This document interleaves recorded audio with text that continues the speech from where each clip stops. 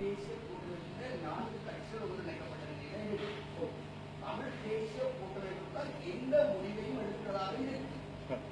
அதான் மக்கள் மத்திய சமூகத்தில் சொல்ல வேண்டாம். தமிழ் தேசிய கூட்டமைப்பு தான் எல்லா முடிவுகளையும் எடுக்கிறது. ஆனால் ஒரு சிலர் முடிவுகளை எடுக்கிறார். அந்த முடிவுகளை நீங்கள் ஏற்கிறீர்கள். ஏனைய கட்சிகளும் நீங்களும் அவர்கள் ஒரு சில எடுக்கிற முடிவுகள் எல்லாம் தனியிற்கு ஏற்கிறீர்களான கேள்விக்கு பதில் இல்லை, அப்படி ஏற்கவில்லை. ஏற்கவில்லை என்றால் சமூகத்தின் மத்தியில் நீங்கள் ஏற்கவில்லை என்பதை யாராவது வெளிப்படுத்தி சொல்லியிருக்கிறீர்கள். சில சந்தர்ப்பங்கள்ல உதாரணமாக போன ஜனவரி மாதம் சுமந்திரன் ஒரு அறிக்கை விட்டார், அந்த அவகாசம் கொடுக்க வேண்டும் என்று. பத்திரிகையாளர்கள் என்னை கேட்டபோது, அப்படி கேட்டதை நான் பதில் சொல்லலாம். கேட்டபோது நான் தெளிவாக சொன்னேன், அது அவருடைய அபிப்பிராயம், இது கூட்டமைப்பு அபிப்பிராயம் அல்ல என்று. பின்பு தனிப்பட்ட பாராளுமன்ற உறுப்பினர்கள் எழுதினார்கள். நாங்கள் ஒவ்வொருவரும் சிலர் நினைக்கிறேன் 11 பேர் எழுதி ஒரு கடிதத்தை ஐக்கிய நாடுகள் சபை மனித உரிமை கழகத்துக்கு அனுப்பியிருந்தார்கள். நாங்கள் அவகாசம் கொடுப்பதை ஏற்றுக்கொள்ளவில்லை. என்னை பொறுத்தமட்டில் நான் எழுதிய கடிதத்தில் மிக தெளிவாக எழுதியிருந்தேன். நான் ஒவ்வொருவரும் தனித்தனித்தான் அனுப்பினோம். அவகாசம் கொடுப்பது ஒரு பிரயோசனம், ஃபியூட்டைல் எக்ஸசைஸ், ஒரு பிரயோசனமற்ற ஒரு செயற்பாடு என்று எழுதியிருந்தேன். அதன் பிறகு நீங்கள் கேட்கலாம், இந்த இரண்டாவது கூற வேண்டும். வவுனியாவிலே ஒரு கூட்டம் நடைபெற்றது. அந்த தமிழ் தேசிய கூட்டமைப்பினுடைய பாராளுமன்ற உறுப்பினர்கள், மாகாண உறுப்பினர்கள் எல்லாம் கூடப்பட்டு, அதிலே அந்த பத்திரிகையிலே வந்த செய்தி நிச்சயமாக அந்த தவறு. அதிலே கால அவகாசம் பற்றி அந்த தீர்மானத்திலே கூறப்படவில்லை. அதிலே முதல் ஒரிஜினல் டிராப்டிலே கூறப்பட்டிருந்தாலும் பின்பு நான் சிவசக்தி ஆனந்தன், அந்த சுரேஷ் அழைக்கப்படவில்லை, சிவசக்தி ஆனந்தன், செல்வம் உட்பட மூவருமாக அந்த வசனம் எடுக்கப்பட வேண்டும், நாங்கள் கால அவகாசம் கொடுப்பதை ஏற்றுக்கொள்ள முடியாது என்று மிக தெளிவாக கூறியிருந்தோம். நீங்கள் கேட்கலாம், உங்களுக்கு தெரியாதா சர்வதேசம் நிச்சயமாக இந்த அரசாங்கத்துக்கு கால அவகாசம் கொடுக்க போகிறது? நிச்சயமாக எங்களுக்கு தெரியும். தை மாதத்திலிருந்து தெரியும், அதற்கு முன்பிருந்தே தெரியும். சர்வதேசம் அல்லது இந்த நாடுகள், அதில் இருக்கக்கூடிய நாடுகள், முக்கியமாக அமெரிக்கா, பிரிட்டன், இந்தியா அதற்கு பேசாமல் இருந்தாலும் அவர்களுடைய ஒத்துழைப்பில், அவர்களுடைய தலையாட்டல் இல்லாமல் அது நடந்திருக்க முடியாது. அந்த 2 நாடுகளும் இவர்களுக்கு அவகாசம் கொடுக்க போகிறார்கள் என்று நிச்சயமாக ஒவ்வொருவருக்குமே தெரியும்.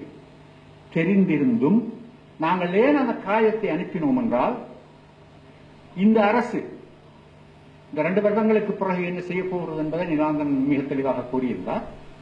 இந்த அரசு செய்யாமல் விட போகின்ற விடயங்களுக்கு நாங்களும் ஒத்துப்போனோம் என்ற ஒரு நிலைப்பாடு இருக்கக்கூடாது என்பதற்காகத்தான் அந்த பாராளுமன்ற உறுப்பினர்கள், பாராளுமன்றத்தில் இல்லாத சுரேஷ் போன்றவர்கள் எல்லாம் அந்த காகிதத்தை அனுப்பியிருந்தோம்.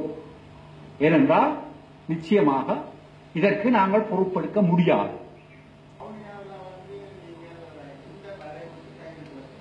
வரைவு ஒன்றுக்குமே கையெழுத்து வைக்கவில்லை. அது வந்திருக்கலாம், அது பத்திரிகையால் தெரிந்தானே, பத்திரிகையாளர் நிச்சயமாக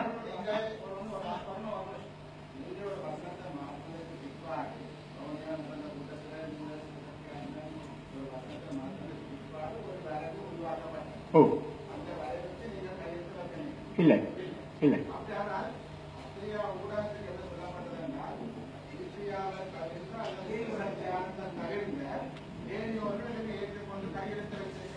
இல்லை இல்லை. அண்ணா, நீங்க வேணுமெண்டா சாதாரண மக்களுக்கும் இந்த கதைகளை சொல்லலாம்.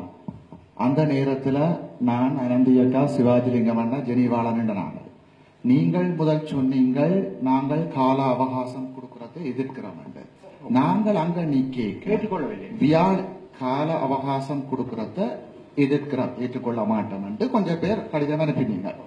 பிறகு நாங்கள் ஜெனிவால நீ கேட்க வியாழேந்திரன் மற்றது சிவசக்தி ஆனந்தன் நினைக்கிறேன் 2 பேர் தவிர மிச்ச அத்தனை பேரும் சுமந்திரன் ஐயாண்டு அந்த மந்திர உடைக்கு பிறகு வவுனியால வச்சு கையொப்பம் வச்சு அனுப்பினது அங்க சர்வதேச ராஜதந்திரிகளால் எங்களுக்கு சொல்லப்பட்டது. நான் சில ராஜதந்திரிகளை சந்திக்க அது எங்களுக்கு கடைசியா சொன்னவ மக்களால தெரிவு செய்யப்பட்ட 12 பேர்த்த சம்மதத்தோடு எங்களுக்கு அறிக்கை வந்திருக்கு. மக்களால தெரிவு செய்யப்படாத நீங்களே நீங்க வந்து கால அவகாசம் கொடுக்க வேண்டாம் என்று சொல்றீங்க. குரல்கள் அங்கே அடக்கப்பட்டது. நான் சிவாஜிலிங்கம் அண்ணா அனந்தியக்காம் தெரியும். அனந்தியக்காம் சிவாஜிலிங்கம் அண்ணையும் அரசியல் ரீதியா போராடி கொண்டிருந்தவர் கஜேந்திரகுமாரன் என்றவர். நாங்கள் கொஞ்சம் பேர் மனித உரிமை போராளிகள் என்று சொல்லி அங்க நின்று கால அவகாசம் கூடாது என்று சொல்ல ராஜதந்திரிகள் எல்லாம் எங்களை போக்கஸ் பண்ணி பேப்பரோட ஹார்ட் வணிஞ்ச பாருங்க அண்ணா நீங்கள் சனத்தை பேக்காதலாம் அண்ணா எங்களை பேக்காத மாட்டீங்க. நாங்கள் நின்று நாங்கள் சாட்சிகளாக இருக்கிறோம். நீங்கள் சைன் வெச்ச நீங்க திருப்பி சொல்றேன் வெச்சனீங்க நீங்கள் இங்க வந்து கொண்டு சொல்றீங்க ஜெனீவா கொண்டு சொல்றீங்க. அந்த சம்பந்தன் ஐயாக்கும் சுமந்திரன் ஐயாக்கும் நான் உங்களுக்கும் எந்த விதமான வித்தியாசத்தையும் காணல. நீங்க வெற்றதங்களுக்கு தெரியும். எங்களை பொறுத்தவரை நீங்கள் காண்றீங்களோ இல்லையோ அதை பத்தி எனக்கு அக்கறையே கிடையாது. என்னை பொறுத்தவரை நிச்சயமாக கையெழுத்து வைக்கவில்லை. ஆனால் நீங்கள் ஒரு திட்டவட்டமான முடிவோட இருக்கிறீர்களா? நீங்கள் கையெழுத்து வச்சு கொண்டு அனுப்புறீங்க. வவுனியாவுக்கு வந்தவொன்ன வந்து கையெழுத்து வைக்கலன்னு சொல்லிட்டு போக பாக்குறீங்க.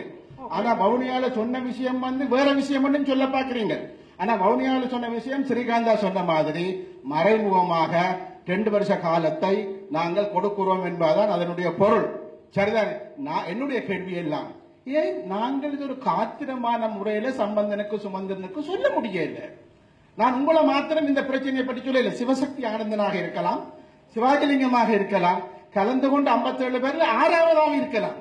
நீங்கள் தவறு என்று சொல்லி சொல்ற பொழுது ஏன் திட்டவட்டமாக திடகாத்திரமாக உங்களால் பேச முடியாது? நீங்க ஒரு கட்சி தலைவர்.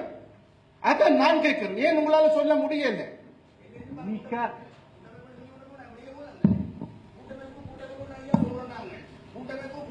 சொல்லிக்கொண்டு தமிழரசு கட்சிக்கான 8 பேர் எடுக்கிற முடிவை தான் நீங்கள் எல்லாரும் ஏற்றுக்கொண்டிருக்கிறீர்கள். இப்படி ஏற்றுக்கொண்டு நாங்கள் மக்கள் பாராளுமன்ற உறுப்பினராக தெரிவு செய்யப்பட்ட அத்தனை பேருக்கு அனுமதியோடு தான் தெளிவாக தீர்மானம் நிறைவேற்றப்பட்டது. அதை உங்களுக்கு சொல்றோம். இல்லை மக்கள் பேருக்காது. நாங்கள் எங்க சமுதாயம் பேருக்காங்க. நாங்கள் முடிஞ்சது ஒரு காலம் இருந்தது விடவாரத்துக்கு பிறகு இருந்தது விடவாரத்துக்கு இப்ப எங்க பேருக்காடு கம்ப்யூட்டர்ல நாங்கள் பேசுவோம். பட்டின கூட நடக்கும். நானும் பதில் சொல்லுவேன். ஓகே, காலம் பதில் சொல்லும். யார் சரி யார் பிழை என்பதை காலம் பதில் சொல்லும். என்னை பொறுத்தவரை மிக தெளிவாக சிவாஜியன் சொன்ன மாதிரி ஒரு விஷயம் நான் எழுதிய கடிதம் என்னட்ட கிடக்குது. மிக தெளிவாக நான் சொல்லவில்லை 30 ஒன்றை அமல்படுத்தாதை கொண்டு நான் சொன்னது என்னுடைய காகிதத்தில் நான் கூறியது நீங்கள் காலம் ஒரு கியூட்டை வைக்கிறார். எல்லோருக்கும் ஒரு கூட்டு பொறுப்பு அடிப்படைவாதம் ஒன்று சரியாக இருக்கிறது. ஏனெனில் தமிழ் மக்களுக்கு வகை சொல்ல வேண்டிய பொறுப்பு அந்த ஐயா சொன்னது போல் இப்பொழுது கணினிமயப்படுத்தப்பட்ட உலகம், மென்சக்தியால் ஆளப்பட்டுக் கொண்டிருக்கின்ற இந்த உலகத்தில் யாரும் நாங்கள் பொய் சொல்லிவிட முடியாது, ஏமாற்றிவிட முடியாது. திரு சுகாஸ் அவர்களும் பல தெளிவாக சொல்லியிருந்தார் இதில். ஆகவே உங்களுக்கும் ஒரு கூட்டு பொறுப்பு இருக்கிறது. பதில் சொல்ல வேண்டிய கடப்பாடு இருப்பதன் அடிப்படையில் நீங்கள் செயலாற்ற வேண்டிய தார்மீகமும் உங்களுக்கு இருக்கிறது. இதில் திரு அடைக்கலநாதன் அவர்களோ திரு சம்பந்தன் அவர்களோ சுமந்திரன் அவர்களோ மாவை சேனாதிராஜா அவர்களோ எவ்வாறு கொழும்பினுடைய நிகழ்ச்சி நிரலை சமப்படுத்திக் கொண்டும் அல்லது அவர்களுக்கு ஒத்துதுகின்ற நிலைப்பாடுகளிலும் கடந்த காலத்தில் இருக்கின்ற போது நீங்கள் அதில் மாறுபட்டு இருக்கின்ற சூழ்நிலையிலும் நாங்கள் அவதானிக்காமல் அல்ல. இருந்தாலும் கூட உங்களுக்கு இன்னும் வலுவான முன்னேற்றமும் தமிழ் மக்கள் எதிர்பார்க்கின்ற கருத்தியல் கோட்பாட்டுக்கும் இடம் வேணும் என்பதனையும் நான் தயவாக சொல்லிக் கொள்கிறேன். கூட்டமைப்புல 4 கட்சி. சுரேஷ் ஒரு தலைவர். சுரேஷுக்கும் அந்த பொறுப்பு இருக்கு.